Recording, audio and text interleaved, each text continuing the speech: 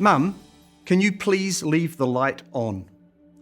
This seems a very strange way to commence a Christmas greeting. Let me share some context. As a young boy, I suffered chronic bronchial asthma.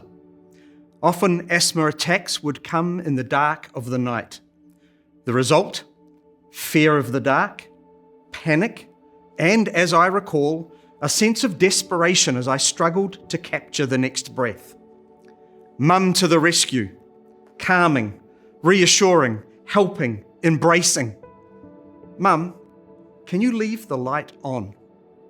The passage light was left on, my door pulled to.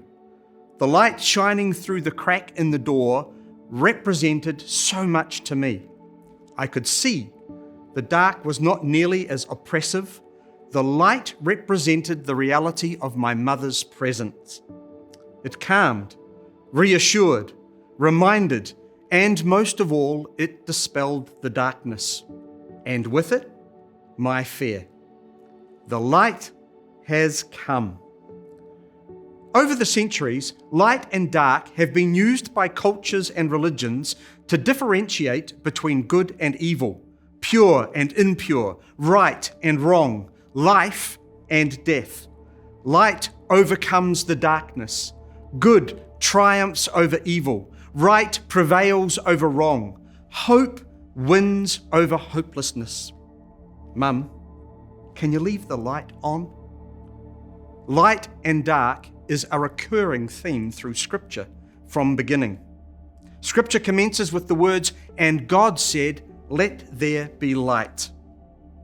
The prophet Isaiah, writing at the time of political turmoil and spiritual despair, shared a message of hope and light. Against a backdrop of uncertainty, fear, oppression, and spiritual hunger, the prophet declares, "The people who walk in darkness will see a great light. For those who live in the land of deep darkness, a light will shine. For a child is born to us, a son is given to us, the government will rest on his shoulders, and he will be called Wonderful Counselor, Mighty God, Everlasting Father, Prince of Peace.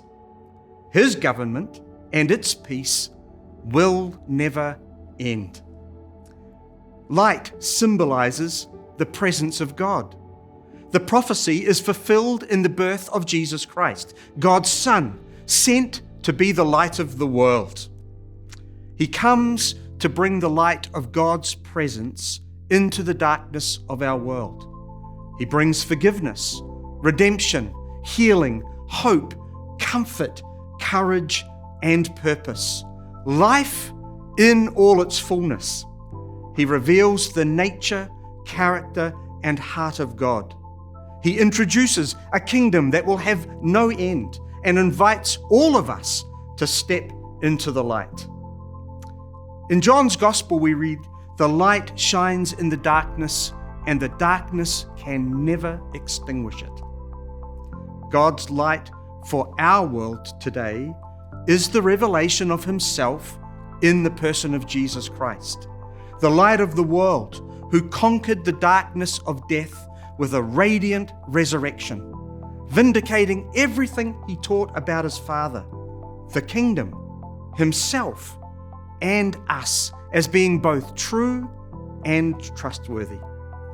Jesus reveals God's intention and desire for all humankind, life in all its fullness through faith in Him.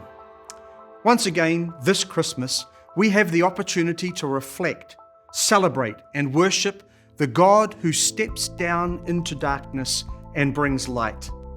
Friends, stay with me a little more. You see, Jesus said to His followers, "You are the light of the world." You, me, us. This is the beautiful purpose of the people who belong to God through faith in Jesus Christ. We become vessels through whom the light of God is revealed.